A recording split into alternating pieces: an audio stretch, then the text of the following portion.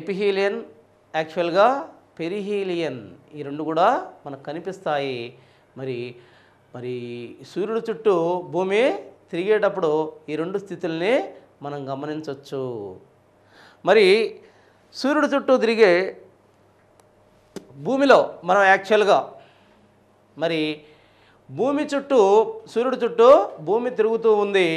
తిరిగేటప్పుడు యాక్చువల్గా ఈ పెరిహీలియన్, ఎపిహీలియన్ అనే స్థితిలో మనకు కనిపిస్తాయి. అంతేకాకుండా భూమి యాక్చువల్గా దీర్ఘవృత్తాకార కక్షలో తిరుగుతూ ఉంది. దీని యొక్క దీర్ఘకక్షాకార వృత్తంలో తిరిగేటప్పుడు మొత్తం దీర్ఘవృత్తం యొక్క మొత్తం దూరం ఎంత అని మనం చూసినప్పుడు ఇది 900 మరి కిలోమీటర్ల కోట్ల కిలోమీటర్ల దూరంగా మనం చూస్తూ ఉన్నాము. యాక్చువల్గా ఇందాక మనం సూర్యుడి కాడ చెప్పుకున్నప్పుడు సూర్యుడికి కూడా పరిభ్రమణము, భ్రమణం అనే రెండు ఉంటాయి.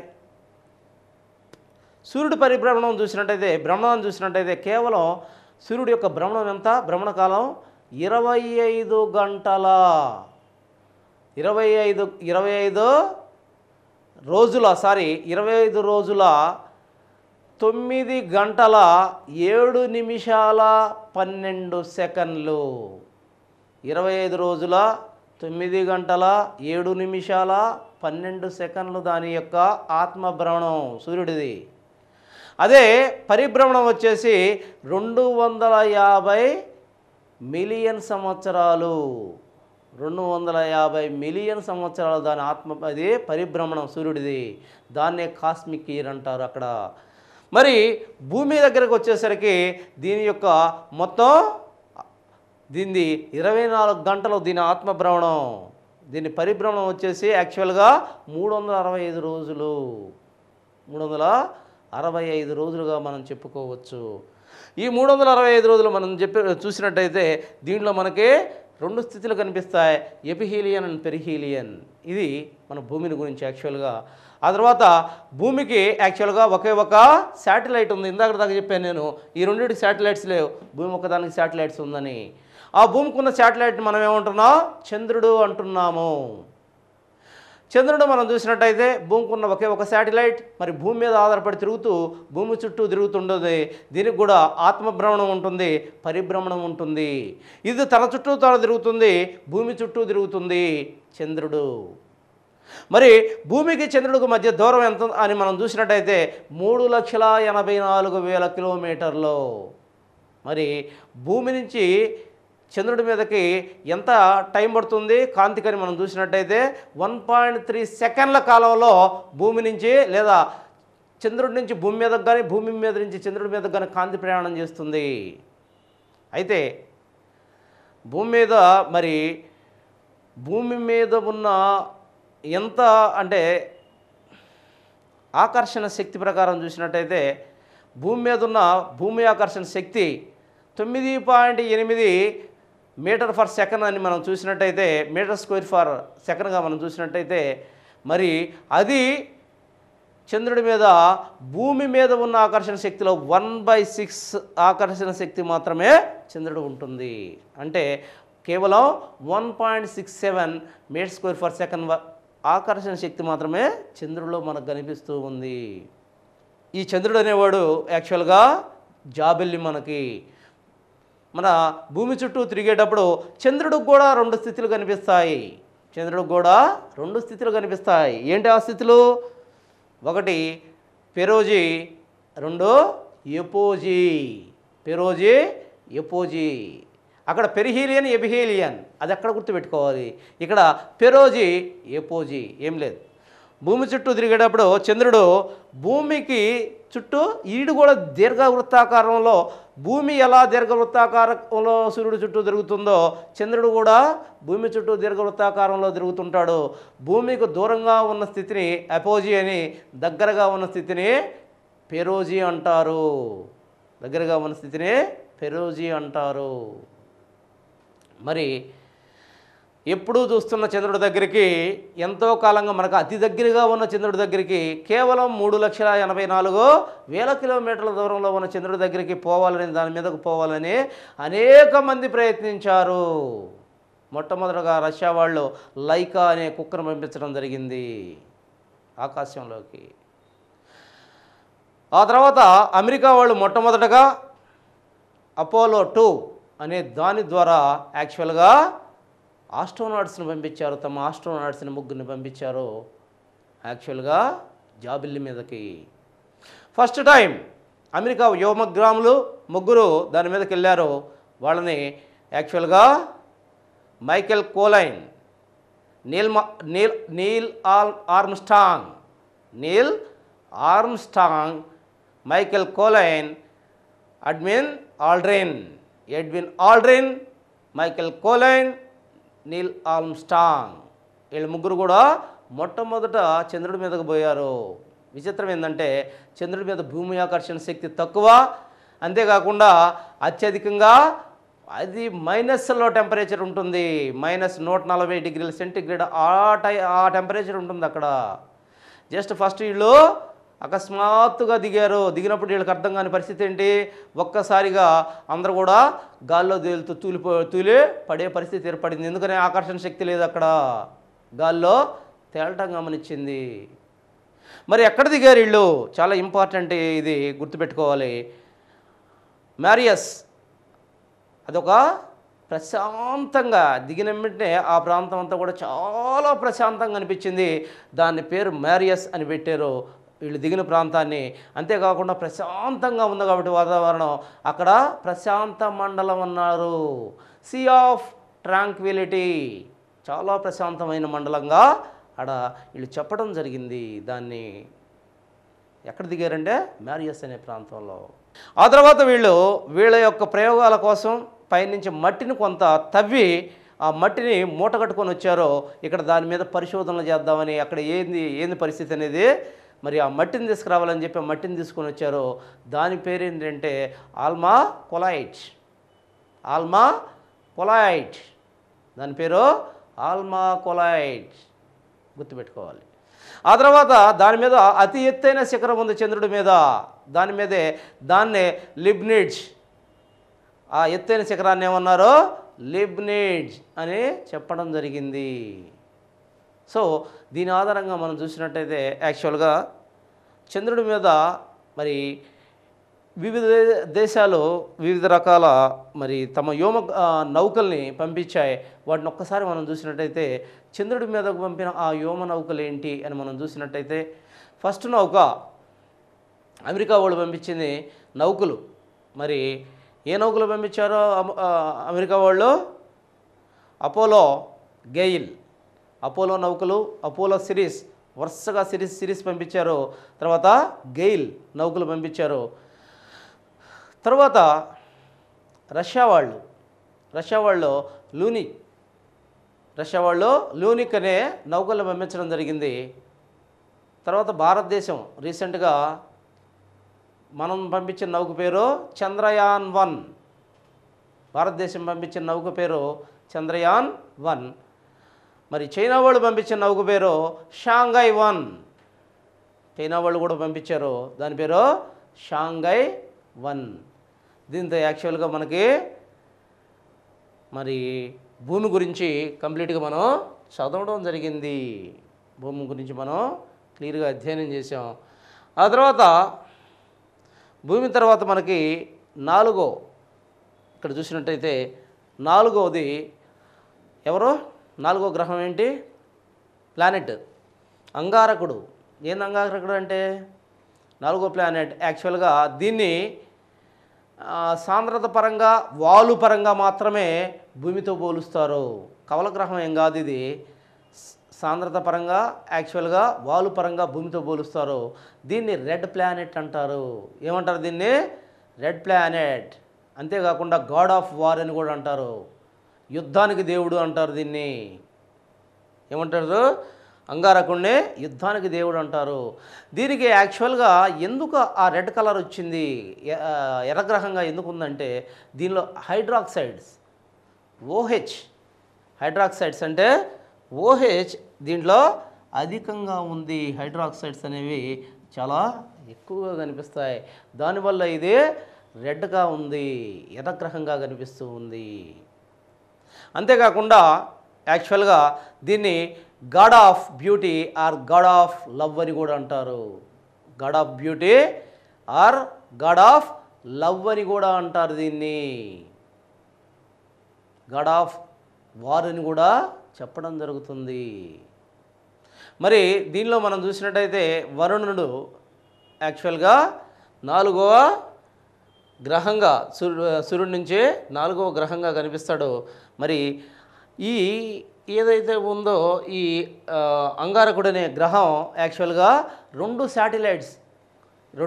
శాటిలైట్స్ ఉంటాయి. దీనికి 2 ఉపగ్రహాలు కలిగి ఉంటుంది. ఏంటి ఆ ఉపగ్రహాలు? ఫెబోస్, డెమోస్. 2 ఉపగ్రహాల పేరేంది? Phobos. Second one is Deimos. Phobos, Deimos 2 ఉపగ్రహాలు దీనికి అంగారకుడికి. జాగ్రత్తగా గమనించాలి. 5వ గ్రహం ఏంటి? 5వ గ్రహం బృహస్పతి. ఏంటిది బృహస్పతి అంటే? సూర్యుడి నుంచి 5వ గ్రహంగా ఉంది. ఇది కక్షా మార్గం 5. సూర్యుడి నుంచి దూర ప్రకారంగా చూస్తే 5వ గ్రహం, కానీ పరిమాణ ప్రకారంగా చూస్తే సౌర కుటుంబంలో అతిపెద్ద గ్రహం. సౌర కుటుంబంలో అతిపెద్ద గ్రహంగా చెప్పుకుంటారు దీన్నే యాక్చువల్గా ఏమంటారు? గ్రేట్ రెడ్ స్పాట్ ప్లానెట్ అంటారు. గ్రేట్ రెడ్ స్పాట్ ప్లానెట్ అని చెప్పడం జరుగుతుంది దీన్ని. అంతేకాకుండా దీన్ని తోకచుక్కల విధ్వంసకారి అంటారు. తోకచుక్కల విధ్వంసకారి అంటారు. దీని యొక్క యాక్చువల్గా సాంద్రత తక్కువగానే ఉంటుంది. మరి దీనిలో అనేక వాయువులు కలిగి ఉంటుంది. ఇది అత్యధికంగా తన నుంచి రేడియో యాక్టివ్ తరంగాల్ని అధిక మొత్తంలో వెదజల్లుతూ ఉంటుంది.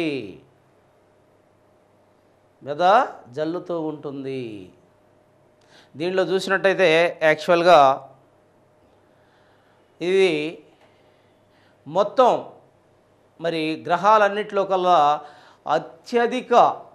అత్యధిక ఉపగ్రహాలు కలిగిన గ్రహం ఏది? సౌర కుటుంబంలో మనం చూసినట్టయితే అత్యధిక ఉపగ్రహాలు బృహస్పతిలో మనకు కనిపిస్తాయి.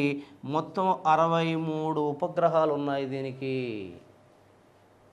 63 ఉపగ్రహాలు ఉన్నాయి. దీన్ని తోకచుక్కల విధ్వంసకారి అని కూడా చెప్పడం జరుగుతుంది. అతిపెద్ద ప్లానెట్. దీని యొక్క భ్రమణ కాలం అన్నిటికన్నా అతి తక్కువ భ్రమణ కాలం ఉంది. కేవలం 9 గంటల్లోనే తన చుట్టూ, ఇంత పెద్ద గ్రహం తన చుట్టూ తాను తిరగగలదు. ఇది దీని యొక్క ఇంపార్టెన్స్. దీనిలో మనం చూసినట్టయితే దీన్ని గాడ్ ఆఫ్ ఆల్ అని కూడా అంటారు. ఏమంటారు దీన్ని? గాడ్ ఆఫ్ ఆల్ అని కూడా అంటారు దీన్ని, బృహస్పతిని. ఈ 63 ఉపగ్రహాలలో ముఖ్యమైన ఉపగ్రహాలను మనం చూసినట్టయితే గనిమెడ, యూరోపా, కాలిస్టా. గనిమెడ, యూరోపా, క్యాలిస్టా. జాగ్రత్తగా గుర్తుపెట్టుకోవాలి. చాలా కష్టం ఇవి, కానీ మగ్ చేయాలి. గనిమెడ, యూరోపా, కాలిస్టా అనేది ఇంపార్టెంట్ ఇవిగా మనం చూస్తూ ఉన్నాము. ఆ తర్వాత మనం చూసినట్టయితే దీన్నే గాడ్ ఆఫ్ ఆల్ అని కూడా అంటారు. తర్వాత శని అనేదాన్ని మనం చూసినట్టు దీన్నే శాటర్న్ అంటారు. ఇది 2వ అతిపెద్ద గ్రహం. ఇది యాక్చువల్గా 6వ గ్రహం సూర్యుడి నుంచి 2వ అతిపెద్ద గ్రహం. మరి దీన్ని కానీ మనం చూసినట్టయితే అందమైన 3 వలయాలు ఉంటాయి. ఇది ఆరెంజ్ కలర్లో ఉంటుంది, అందంగా ఉంటుంది. 3 వలయాలు దీని చుట్టూరు ఉంటాయి. మరి ఇది మొత్తం గ్రహాలలో అతి తక్కువ సాంద్రత కలిగిన గ్రహం.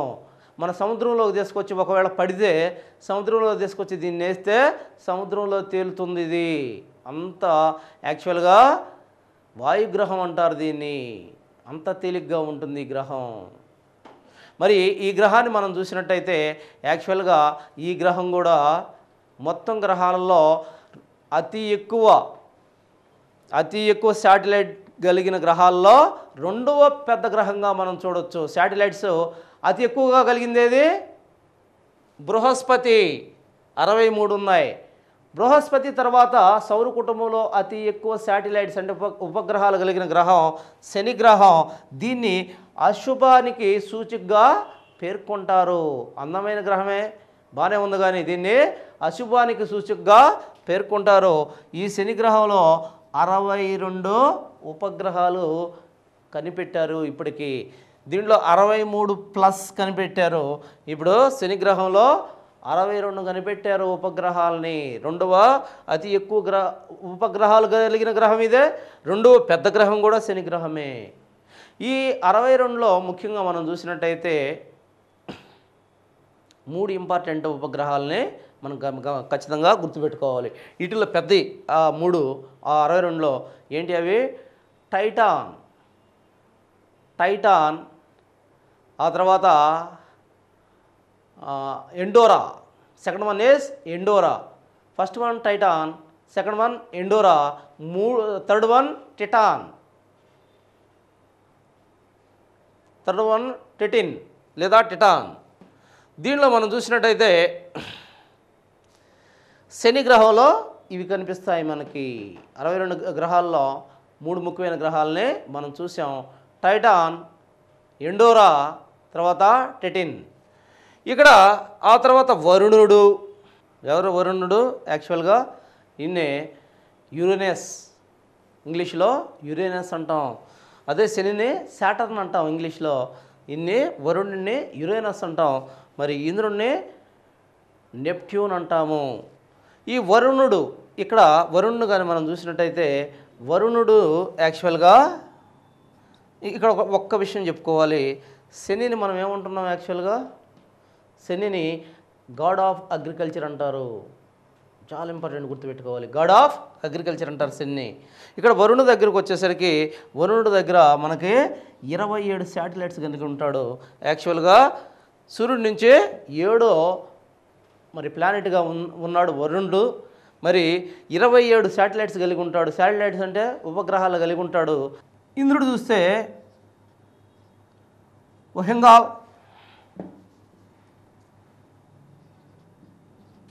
ఒహంగాల్, ఆడమ్స్, లిపెర్నియర్. ఓకే, ఇక్కడ మనం చూసినట్టయితే ఫస్ట్ శనిలో చెప్పలేదు, యాక్చువల్గా 1 మిస్ అయింది యాక్చువల్లీ. సో శనిలో మనం చూసినట్టయితే శని సాటర్న్ అంటాం కదా, చెప్పాం శని గురించి 67 ఉన్నాయని. మరి దీంట్లో మనం చూసినట్టయితే శనిని ఎవరు కనిపెట్టారు? యాక్చువల్గా గెలీలియో అనే అతను శని కనిపెట్టడం జరిగింది. వరుణుడు దగ్గరకు వచ్చేసరికి యాక్చువల్గా వరుణుని విలియం హెర్షెల్ అనే సైంటిస్టు వరుణ్ణి కనిపెట్టడం జరిగింది. ఈ వరుణు దగ్గరకు వచ్చేసరికి యాక్చువల్గా దీన్ని 27 ప్లానెట్స్ ఉంటాయని చెప్పాను. మరి దీన్ని గతి తప్పిన ప్లానెట్గా చెప్పుకోవచ్చు. ల్యాప్సైడెడ్ ప్లానెట్ అని కూడా అంటారు. దీన్ని ల్యాప్సైడెడ్ ప్లానెట్ అని కూడా అంటారు, గతి తప్పిన ప్లానెట్ అంటారు. అంతేకాకుండా విచిత్రం ఏంటంటే వరుణుడు దగ్గరకు వచ్చేసరికి వరుణుడు తక్కిన ఏదైతే ప్లానెట్స్ ఉన్నాయో దానికి భిన్నంగా, ఏదైతే మనం చూసిన శుక్రుడిలాగానే ఇది తూర్పు నుంచి పశ్చిమంగా సూర్యుడి చుట్టూ తిరుగుతూ ఉంటుంది. ఎప్పుడైతే తూర్పు నుంచి పశ్చిమానికి తిరుగుతూ ఉంటుందో దానివల్ల ఏం జరుగుతుంది అంటే మరి తూర్పున సూర్యుడు ఉదయిస్తాడు, మరి పశ్చిమాన సూర్యుడు ఉదయిస్తాడు. తూర్పు నుంచి పశ్చిమంగా తిరగడం వల్ల పశ్చిమాన సూర్యుడు ఉదయిస్తాడు, తూర్పున అస్తమిస్తాడు. That is the main difference between these. మరి వరుణుడిలో ఏది ఇంపార్టెంట్ అని మనం చూసినట్టయితే ఇక్కడ మనకి 4 ఇంపార్టెంట్ శాటిలైట్స్ కనిపిస్తాయి వరుణుడిలో. ఈ 4 ఇంపార్టెంట్ శాటిలైట్స్ ఏంటి అని మనం చూసినట్టయితే యాక్చువల్గా 4 కాకుండా ఇంకా చాలా కనిపిస్తాయి. మొత్తం 27 ఉన్నాయి. ఒక 4 చూసి చెప్పుకుందాం ముందు. మిరిండా ఫస్ట్ది వచ్చి మిరిండా, సెకండ్ బట్ వన్ వచ్చేసి ఏరియల్, థర్డ్ బట్ వన్ వచ్చేసి ఉమబ్రిల్, ఫోర్త్ వన్ వచ్చేసి టెటానియా. ఈ 4 కూడా దీంట్లో చాలా ఇంపార్టెంట్ యాక్చువల్గా శాటిలైట్స్గా మనం చెప్పుకోవచ్చు. Miranda, Ariel, Umbriel. తర్వాత ఇంద్రుడు దగ్గరికి వచ్చాం. ఇంద్రుడు అనేది యాక్చువల్గా లాస్ట్ ప్లానెట్ మరి సూర్యుడి నుంచి 8వ ప్లానెట్గా ఉంది. మరి ఇది సూర్యుడికి చాలా దూరంగా ఉంటుంది కాబట్టి దీన్ని శీతల ప్లానెట్ అని కూడా అంటారు. దీన్ని శీతల ప్లానెట్ కూడా అని కూడా అంటారు. అంతేకాకుండా దీన్ని మరి ఇక్కడ వరుణుణ్ణి గాడ్ ఆఫ్ హెవెన్ అంటారు. మరి ఇంద్రుణ్ణి ఏమంటారు? ఇంద్రుణ్ణి యాక్చువల్గా దీన్ని బేబీ బ్లూ ప్లానెట్ అని కూడా అంటారు. బేబీ బ్లూ ప్లానెట్ అని అంటారు. అంతేకాకుండా దీన్నే శీతల గ్రహం అంటారు. యాక్చువల్గా చూసినట్టయితే దీనికి మొత్తానికి చూసినట్టయితే చాలా మరి దీని పరిభ్రమణ కాలం చాలా ఎక్కువగా ఉంటుంది. చూడండి, అక్కడ సూర్యుడికి చాలా దూరంగా ఉండి దీర్ఘవృత్తాకార క్రమంలో తిరుగుతున్న దీనికి యాక్చువల్గా పరిభ్రమణ కాలం 264 సంవత్సరాలుగా ఉంది. చాలా ఎక్కువ పరిభ్రమణ కాలం ఉంటుంది. అంతేకాకుండా ఇది శీతల గ్రహం అని కూడా అంటారు. చాలా దూరంగా ఇది తిరుగుతుంది. మరి దీన్ని యాక్చువల్గా బేబీ బ్లూ ప్లానెట్ అని కూడా అంటారు. దీనిలో మనం చూసినట్టయితే దీన్ని ఒహంగాల్, ఆడామ్స్ అండ్ లెపినియర్ అనే ముగ్గురు శాస్త్రవేత్తలు దీన్ని కనుక్కోవడం జరిగింది. మరి ఈ ప్లానెట్ అనేది యాక్చువల్గా చాలా దూరం ఉన్న ప్లానెట్. దీనిలో మనం చూసినట్టయితే దీనికి 13 శాటిలైట్స్ ఉన్నాయి. వీటిలో మెయిన్ శాటిలైట్ టైటాన్. యాక్చువల్గా మెయిన్ శాటిలైట్ టిటాన్ అనే శాటిలైట్ యాక్చువల్గా ప్రాముఖ్యమైన శాటిలైట్గా దీనికి చెప్పుకోవచ్చు. సో దీంతో మనకేమైపోయినాయి? బుధుడు, శుక్రుడు, భూమి, అంగారకుడు, బృహస్పతి, శని, వరుణుడు, ఇంద్రుడు. దీంట్లో మనం చూసినట్టయితే యాక్చువల్గా ఈ క్రమంలో 8 ప్లానెట్స్ ఉన్నాయి. 8 ప్లానెట్స్లో ఒక్కోదానికి ఇక్కడే కనిపిస్తుంది మీకు. Highest planets is there in Brihaspati, second highest one is Shani. So ఆ తర్వాత చూసినట్టయితే ఇంపార్టెంట్ ప్లానెట్స్ ఈ బృహస్పతిలో మనం చెప్పుకున్నాం ఇందాక గనిమెడ. ఫస్ట్ది గనిమెడ, యూరోపా, కాలిస్టా. ఈ మూడిట్లో మనం చూసినట్టయితే దీంట్లో గనిమెడ అని ఏదైతే చెప్పుకున్నామో ఆ ఉపగ్రహం మొత్తం సౌరగ్రహంలో ఉన్న ఉపగ్రహాలన్నింటిలో అతిపెద్ద ఉపగ్రహంగా చెప్పుకోవచ్చు. ఆ తర్వాత వరుణుల్లో చెప్పుకుంటే మెరిండా, ఏరియల్, మరి ఈ ఉమబ్రిల్ ఇవి చాలా ఇంపార్టెంట్ ప్లానెట్స్గా ఉన్నాయి. దీంతో మనకి యాక్చువల్గా సౌర కుటుంబంలో ఏదైతే ఉపగ్రహాలని చెప్పుకుంటున్నామో మరి గ్రహాలు, ఉపగ్రహాలు కంప్లీట్ అయ్యాయి దీంతో మనకి. ఆ తర్వాత మనకేమొస్తుంది? ఇక్కడ తోకచుక్కలు, ఆస్టరాయిడ్స్, తోకచుక్కలు, ఉల్కలు. ఇది మిగిలిపోయింది మనకి యాక్చువల్గా ఈ చాప్టర్లో. దీంట్లో మనం చూసినట్టయితే ఉపగ్రహాలు ఏంటి? ఉపగ్రహాలు ఆస్టరాయిడ్స్. ఉపగ్రహాలు అయిపోయినాయి. ఆస్టరాయిడ్స్. దీంట్లో మనం చూస్తే ఆస్టరాయిడ్స్ అంటే ఏంటి? ఎక్కడుంటాయి ఆస్టరాయిడ్స్? చూడండి ఇక్కడ యాక్చువల్గా ఇందాక 1 ఇది 1 2 3 4 ఈ 4 దగ్గర ఏముంది? అది వరుణుడు, బుధుడు, శుక్రుడు, భూమి, అంగారకుడు. బుధుడు, శుక్రుడు, భూమి, అంగారకుడు, బృహస్పతి. ఈ బృహస్పతికి యాక్చువల్గా ఏదైతే అంగారకుడికి మధ్యలో ఉన్న శకలాలు, గ్రహ శకలాలు, ఆ మధ్యలో ఉండే గ్రహ శకలాలు తిరుగుతూ ఉంటాయి. ఏదైతే సూర్యుని చుట్టూ ప్లానెట్స్ ఏ విధంగా తిరుగుతూ ఉంటాయో అదేవిధంగా ఈ గ్రహ శకలాలు కూడా అదే విధంగా తిరుగుతూ ఉంటాయి దీర్ఘవృత్తాకార కక్షంలో. ఏటేటి మధ్య తిరుగుతూ ఉన్నాయని చూసినట్టయితే అంగారకుడు, బృహస్పతి ఈ రెండింటి మధ్య తిరుగుతూ ఉన్నాయి ఇవి. మళ్ళీ వీటిల్లో మనం చూసినట్టయితే ఈ గ్రహ శకలాలలో అతిపెద్ద కొన్ని వేల గ్రహ శకలాలు దాని మధ్య తిరుగుతూ కనిపిస్తూ ఉంటాయి మనకి. మరి వాటిల్లో అతిపెద్ద గ్రహ శకలం పేరు అడుగుతున్నాడు దాన్ని. అతిపెద్ద గ్రహ శకలం పేరు వెస్టా. ఏం పేరు దాని పేరు? వెస్టా. అతిపెద్ద గ్రహ శకలం పేరు వెస్టా. అతి చిన్న గ్రహ శకలం పేరు హెర్మ్స్.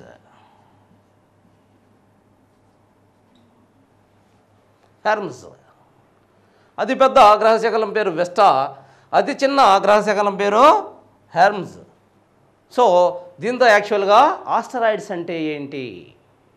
ఈ ఆస్టరాయిడ్స్ ఎక్కడున్నాయి? అయితే ఇక్కడ ఒక థియరీ చెప్పుకొస్తున్నారు సైంటిస్ట్. ఏమని చెప్పుకొస్తున్నారు?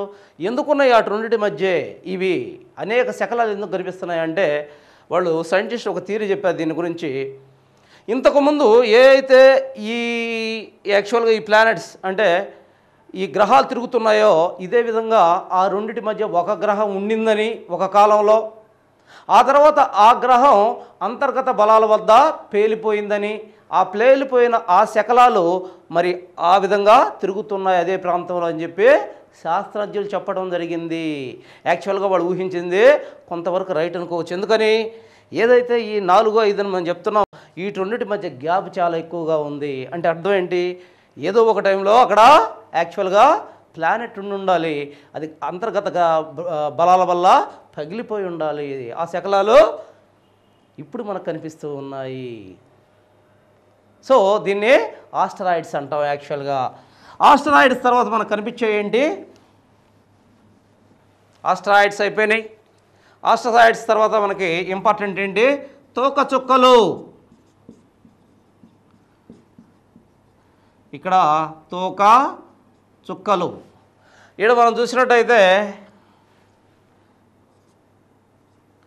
ఈ తోకచుక్కలు ఏంటి, తోకచుక్కలు మనకి యాక్చువల్గా ఆకాశంలో జస్ట్ చాలా పెద్ద తోకతో ఒక చుక్క ముందు పోతూ ఉంటే వెనక చాలా తోకలాగా కనిపిస్తూ ఉంటుంది. వాటినే తోకచుక్కలు అంటాం, వాటినే కామెట్స్ అంటాం ఇంగ్లీష్లో.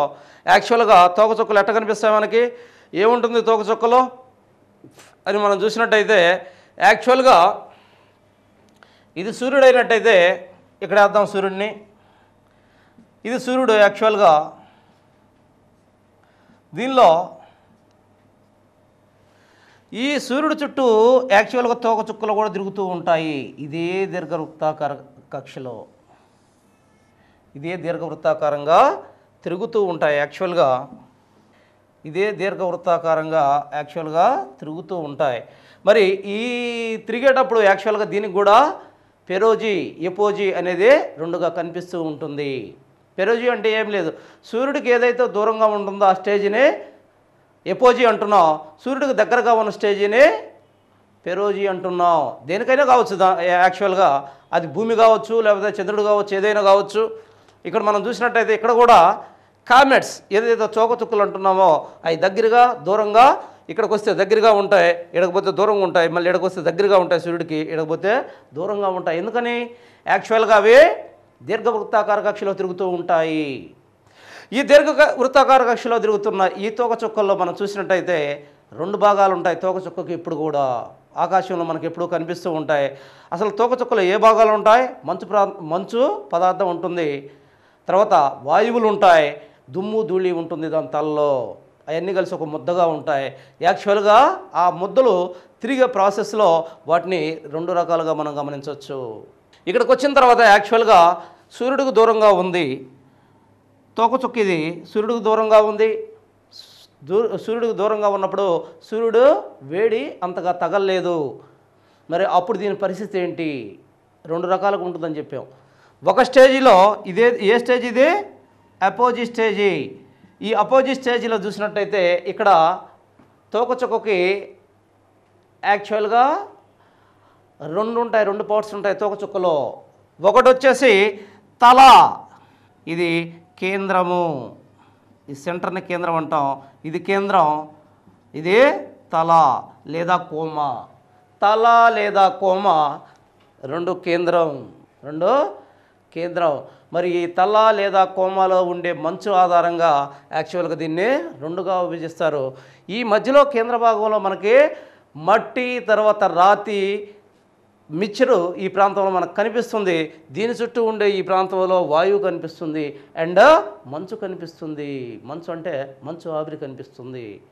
ఈ 2 పార్ట్స్ ఏడు ఉంటాయి. యాక్చువల్గా that is called apogee. Apogee కాలంలో ఈ విధమైన స్థితి కలిగి ఉంటుంది ఇది. ఆ తర్వాత ఎప్పుడైతే సూర్యుడిని చుట్టూ దీర్ఘవృత్తాకార కక్షలో తిరుగుతూ వచ్చిన తర్వాత ఇక్కడ పెరోజీ వస్తుంది. What is meant by perigee? Perigee అంటే ఏ ప్రాంతం అయితే సూర్యుడికి దగ్గరగా ఉంటుందో ఆ ప్రాంతాన్ని మనం పెరోజీ అంటాం. పెరోజీ అంటే సూర్యుడికి దగ్గరగా ఉన్న స్థితి.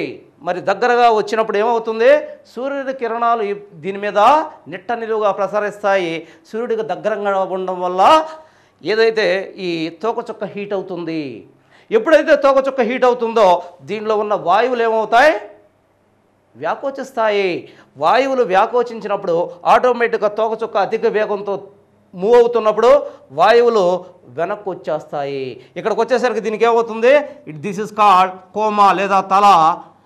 ఇది కేంద్రకం. మరి ఇక్కడ ఈ తోక తయారవుతుంది. ఎందుకు వస్తుంది తోక? వాయువులు వ్యాకోచించిన వాయువులు యాక్చువల్గా ఇది మూవ్ అవటం వల్ల వెనక్కి వస్తాయి. వాయువుకున్న లక్షణం అది. ఏదైనా వాయువు ఒక పదార్థం మూవ్ అవుతున్నప్పుడు వెనక ఒక తోకలాగా ఏర్పడుతుంది. అదేవిధంగా ఇక్కడ తోక ఏర్పడుతుంది. ఈ తోక 150 కిలోమీటర్ల నుంచి 250 కిలోమీటర్ల మేర విస్తరించి ఉంటుంది ఈ తోక. ఓకే, సో దీన్ని మనం తోక చుక్క అంటున్నాం. యాక్చువల్గా మనం చూసినట్టయితే దీంట్లో రెండు రకాల తోక చుక్కలు మనకు కనిపిస్తాయి. బేస్డ్ ఆన్ కోమా ఆధారంగా 2 రకాల తోక చుక్కలు మనకు కనిపిస్తాయి.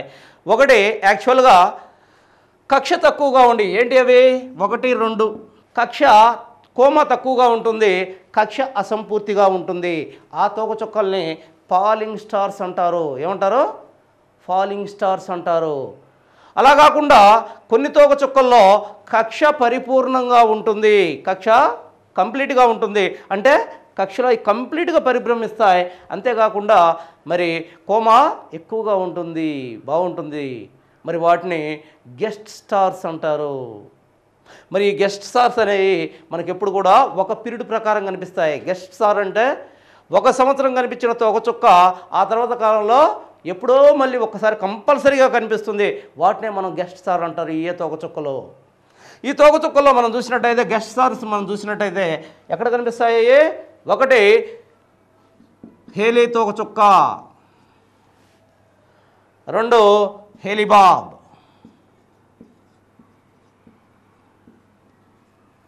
1 హేలీ తోక చుక్క, 2 హేలీబాబ్. హేలీ తోక చుక్క చాలాసార్లు చూస్తాం. యాక్చువల్గా ఎప్పుడు కనిపించింది హేలీ తోక చుక్క? హేలీ తోక చుక్క 76 సంవత్సరాలు కనిపిస్తుంది. యాక్చువల్గా అంటే ప్రతి 76 సంవత్సరాలు కనిపిస్తుంది. యాక్చువల్గా మనకు ఎప్పుడు కనిపించింది? 1986లో కనిపించింది. 1986లో కనిపించింది. మళ్ళీ ఎప్పుడు కనిపించవచ్చు? ఇది 2062లో కనిపిస్తుంది. 2062లో కనిపిస్తుంది. అదే హేలీబాబ్. ఈ హేలీబాబ్ తోక చుక్కను చూసినట్టయితే ఇది 4000 సంవత్సరాలకు ఒకసారి కనిపిస్తుంది.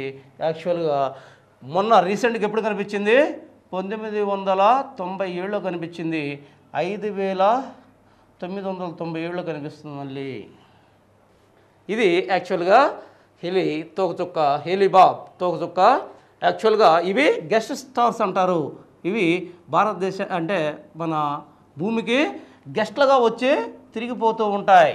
వీటిని గెస్ట్ స్టార్ అంటారు ఈ తోక చుక్కలు. అయితే అనేక తోక చుక్కలు యాక్చువల్గా ఆకాశంలో తిరుగుతూ అనేక రకమైన ప్లానెట్స్ని గుద్దుకునేసి మండిపోతూ ఉంటాయి. తోక చుక్కలు ప్రళయాన్ని సృష్టిస్తాయి. ప్రపంచం మొత్తం కూడా ఉనికిపోయింది ఒక తోక చుక్క కోసం. ఎందుకని? 2012 అంతం. మరి ఇవన్నీ కూడా తోక చుక్కల వల్లే. తోక చుక్క గతి తప్పి యాక్చువల్గా వచ్చి భూమిని ఢీకుంటే విధ్వంసం అవుతుంది భూమి. ఈ విషయాన్ని గుర్తుంచుకోవాలి. Levy Schumacher. ఏం జరిగింది? Levy Schumacher 9. యాక్చువల్గా దీన్ని చూసినట్టయితే చాలా ఇంట్రెస్టింగ్ ఉంటుంది. Levy Schumacher. ఈ లెవీ షూమేకర్ 9 కానీ మనం చూసినట్టయితే ఏంటిది అసలు దీని సిచ్యువేషన్? యాక్చువల్గా ఇది గతి తప్పిన కామెట్ తోక చుక్క భారతదేశం వైపు వస్తుందని, మరి ఎటు వస్తుందో, ఎటు వచ్చేసి దేన్ని ఢీకొంటుందని చెప్పి యాక్చువల్గా ప్రపంచం ఉనికిపోయిన పరిస్థితులు. మరి ఏం జరిగింది ఇక్కడ? మరి మన సైడ్ వస్తే బాంబులతో దాన్ని రూట్ మార్చుదామని సైంటిస్టులు ప్రయత్నించారు. మరి అయితే ఏం జరిగింది? ఇది ఒక పెద్ద మొత్తంలో జస్ట్ ఒక యాంగిల్లో వెళ్ళిపోయేసి దేన్ని గుద్దుకుంది? ఇది బృహస్పతిని గుద్దుకుంది. మరి గుద్దుకున్నప్పుడు అక్కడ ఏం జరిగింది? చాలా పెద్ద మొత్తంలో బుధుడు, శుక్రుడు, అంగారకుడు గుద్దుకుంది. మరి అక్కడ ఏం జరిగింది? చాలా పెద్ద మొత్తంలో ఒక వాయు మేఘం లేసింది. అక్కడ కొన్ని కోట్ల టన్నుల వాయు మేఘం ఏర్పడింది.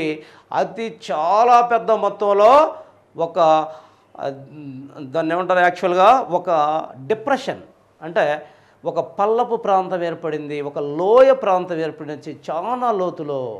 దేనికి? లేవి షూమేకర్ 9 గుద్దుకుంది. యాక్చువల్గా అది తిరగాల్సిన కక్షలో తిరగకుండా కక్ష తప్పినందువల్ల గుద్దుకోవటం వల్ల జరిగిన పరిణామం. కొన్ని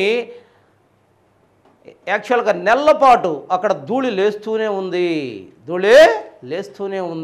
యాక్చువల్గా మనం ఏమనుకుంటున్నాం, యాక్చువల్గా భూమి తర్వాత వాటర్ కానీ జీవం కానీ కలిగి ఉండే అవకాశం ఉన్న గ్రహంగా మనం అంగారగ్రహాన్ని పేర్కొంటాం.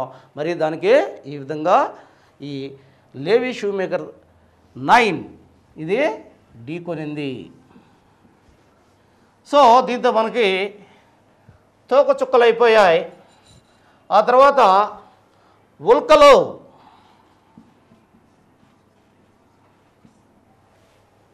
ఈ ఉల్కల్ని ఏమంటారు? యాక్చువల్గా వీటిని షూటింగ్ స్టార్స్ అంటారు. ఏమంటారు వీటిని? షూటింగ్ స్టార్స్ అంటారు వీటిని కానీ మనం చూసినట్టయితే ఈ ఉల్కల్లో మరి అనేక రకమైన ఉల్కలు, చిన్న యాక్చువల్గా ఖగోళ పదార్థాల ఉల్కలు అంటే ఏం లేదు. ఇవి ఆకాశంలో, వినీల ఆకాశంలో రాత్రులప్పుడు మనం మరి ఆకాశం వైపు చూస్తే ఆకాశంలో ఏదో ఒక బ్రైట్గా ఉన్న ఒక పదార్థం మండుతూ రాలిపోతున్నట్టు మనకు కనిపిస్తుంది. మరి ఏం జరుగుతుంది ఇక్కడ? మనం అనుకుంటున్న ఏదైతే 4 రకాల ప్రోటోస్పియర్ వాతావరణంలో ఉన్న 4 పొరల్లో మీసోస్పియర్ అనే పొర దగ్గరకు వచ్చేసరికి మీసోస్పియర్ను తాకిన ఉల్క అక్కడ కాలిపోతుంది. వాతావరణంలో ప్రవేశించిన ఉల్కలు మరి మీసోస్పియర్లో ఉన్న వాయువులతో సంఘర్షణ పడి మరి ఆ ఘర్షణా బలాల వల్ల మండిపోతున్నాయి. మరి ఈ ఉల్కలు రాత్రిలప్పుడు ఈ విధంగా కాలిపోతున్నాయి. అయితే కొన్ని ఉల్కలు చాలా పెద్దగా ఉంటాయి. అవి కొంత కాలిపోయినా కూడా అవి భూమి మీదకి వచ్చి భూమిని తాగుతాయి. ఎప్పుడైతే భూమిని అవి తాగుతాయో అతిగా పెద్ద మొత్తంలో అక్కడ ఒక లోయలు ఏర్పడతాయి, ఒక చెరువులు లాంటి లేదా సరస్సులు లాంటి ప్రాంతాలు ఏర్పడతాయి. వీటిని మరి ఆ డిప్రెషన్ ఏదైతే అక్కడ పల్ల ప్రాంతం ఏర్పడిందో ఇది వచ్చి గుద్దుకోవడంతో మరి ఈ ఉల్కలు వచ్చి దాంతో ఏమవుతుంది? ఆ తర్వాత కాలంలో వర్షపాతం సంభవిస్తుంది. వర్షం మరి ఆ పల్ల ప్రాంతాన్ని నింపుతుంది. దాంతో సరస్సులు ఏర్పడతాయి. వాటిని క్రేటార్ సరస్సులు అంటారు. ఏ సరస్సులు అంటారు? వాటిని క్రేటార్ సరస్సులు అంటారు. మరి ఈ క్రేటార్ సరస్సులు మనకు ఎక్కడ కనిపిస్తున్నాయి? చాలా జాగ్రత్తగా ఉండాలి, దీంట్లో చాలా ఇంపార్టెంట్. క్రేటార్ సరస్సులు ఎక్కడ కనిపిస్తున్నాయి మనకి? కెనడాలో కెనడాలో సరస్సుని చూబే అంటారు. మరి రష్యాలో ఇదే క్రేటర్ సరస్సుని చెర్కియాన్ బిస్క్ అంటారు. మరి భారతదేశంలో చూసినట్టయితే ఊలార్ సరస్సు జమ్మూ కాశ్మీర్, భారత్లో ఊలార్ జమ్మూ కాశ్మీర్. మరి ఊలార్ జమ్మూ కాశ్మీర్, లూనార్ మహారాష్ట్ర. ఈ 2 సరస్సులు కూడా క్రేటార్ సరస్సులే. ఉల్కలు భూమిని గుద్దుకోవడం వల్ల భూమి కిందకు కుంగింది. ఆ ప్రాంతంలో నీరు మరి వర్షం వచ్చినప్పుడు నీరు నిండి అవి సరస్సులుగా మారాయి. వాటిని క్రేటార్ సరస్సులు అన్నాం. ఆ క్రేటార్ సరస్సులకు ఉదాహరణలుగా నేను చెప్పాను ఇవి. సో దీంతో మనకి యాక్చువల్గా ఇంకొక విషయం ఏంటంటే ఈ ఉల్కలు ఏదైతే ఆకాశం నుంచి పడతాయో ఆ ఉల్కలు ఏ మినరల్స్ మనకు ఎక్కువగా కనిపిస్తాయి? Ferrous nickel. ఈ 2 నికెల్, అది గుర్తుపెట్టుకోవాలి. ఈ 2 ఎక్కువగా కనిపిస్తాయి. మరి ఆకాశం నుంచి పడిన ఈ ఉల్కలను దేనికోసం ఉపయోగిస్తారు? ముఖ్యంగా దేనికోసం అంటే భూమి యొక్క అంతర్భాగంలో ఉన్న మరి సిచ్యువేషన్స్ ఏ మినరల్స్ ఉన్నాయో తెలుసుకోవటం కోసం దీన్ని ఉపయోగిస్తారు. అయితే ఇక్కడ ఒక విషయం చేద్దాం. పరిమాణపరంగా గ్రహాలని మనం 9 గ్రహాలు అన్నాం కదా. పరిమాణపరంగా గ్రహాలను మనం చూసినట్టయితే అతిపెద్ద గ్రహం ఏది? గురుడు. రెండో అతిపెద్ద గ్రహం శని. మూడో అతిపెద్ద గ్రహం యాక్చువల్గా వరుణుడు. 4వ అతిపెద్ద గ్రహం ఇంద్రుడు. 5వ అతిపెద్ద గ్రహం మరి భూమి. ఆరో అతిపెద్ద గ్రహం చూస్తే శుక్రుడు. ఏడో అతిపెద్ద గ్రహం చూసినట్టయితే మరి అంగారకుడు. ఎనిమిదో గ్రహంగా చూస్తే, ఎనిమిదో గ్రహం అంటే చిన్న గ్రహం, ఎనిమిదో గ్రహంగా చూసినట్టయితే ఏదొస్తుంది మనకి? బుధుడు. అర్థమైందా? వాస్తవంగా అయితే సూర్యుడి నుంచి మొదట కనిపించే గ్రహం ఏది మనకి? బుధుడు. అలా కాకుండా వాటి యొక్క మరి పరిమాణ దృష్ట్యా ఏది పెద్దది అని కానీ మనం చూసినట్టయితే చివరకు కనిపించేది కూడా బుధుడే. సూర్యుడికి దగ్గరగా కనిపించేది బుధుడే. ఇటు తీసుకుంటే ఫస్ట్ది, పరిమాణ దృష్ట్యా తీసుకుంటే లాస్ట్ది బుధుడు. అది గమనించాలి. ఇటు నుంచి తీసుకుంటే యాక్చువల్గా సూర్యుడి దగ్గర నుంచి తీసుకుంటే మరి భూమి మూడోది, కానీ పరిమాణ దృష్ట్యా తీసుకుంటే ఐదవది. ఓకే, మనం పెద్ద గ్రహంగా చెప్పుకుంటున్న ఏదైతే బృహస్పతి అంటున్నామో అది యాక్చువల్గా ఎన్నో గ్రహం? ఐదో గ్రహం సూర్యుడి నుంచి తీసుకుంటే, కానీ పరిమాణ రీత్యా అతిపెద్ద గ్రహం. ఇవన్నీ విషయాలు గమనించాలి. సో ఇక్కడతో మనకి ఏమైపోయింది? సౌర కుటుంబంలో ఉన్న యాక్చువల్గా విశ్వాన్ని గురించి చెప్పాం. విశ్వంలో ఉన్న సౌర కుటుంబంలో సూర్యుని గురించి, తర్వాత ప్లానెట్స్ని గురించి, మరి కామెట్స్ని గురించి, ఆస్టరాయిడ్స్, కామెట్స్ అండ్ ఉల్కలు, వీటన్నింటి గురించి కూడా మనం క్షుణ్ణంగా చర్చించడం జరిగింది దీనిలో యాక్చువల్గా మనం కొన్ని మరి మ్యాప్లు కూడా గీయటం జరిగింది. వీటిని ఆధారంగా చేసుకునేసి మీరు మరి వీటన్నిటిని కూడా సవివరంగా మరి మనం చర్చించాం. కాబట్టి వీటిని దగ్గర పెట్టుకునే యాక్చువల్గా ఈ సీడీని మీకున్న ఏదైనా మరి మెటీరియల్ కూడా దగ్గర పెట్టుకొని రెండింటిని టాలీ చేసుకుంటూ వీటిని చదవాలని మరి ఈ విధంగా మీరు ఈ క్రోనలాజికల్ ఆర్డర్లో చదివితే మీరు ఖచ్చితంగా సక్సెస్ అవుతారు.